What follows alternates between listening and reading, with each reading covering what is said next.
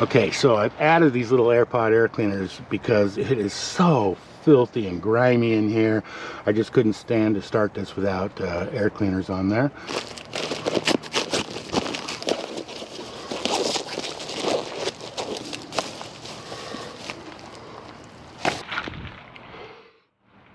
Vents are all popped up. We're doing it without fuel and without a fuel pump. Just going to spin it over, see what happens. You ready? Yep. Okay. It's in neutral.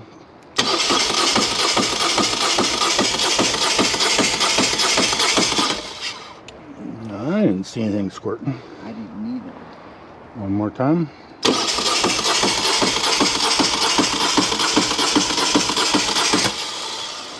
All right, looks like we're going to have to actually start it.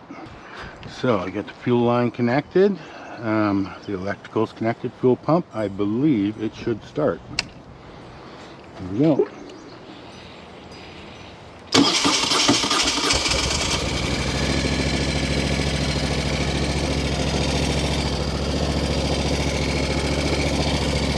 Oh, drips. I got drips right here. Okay, yeah. Is that dripping onto this hose or out of that hose? I think it's dripping out of that hose.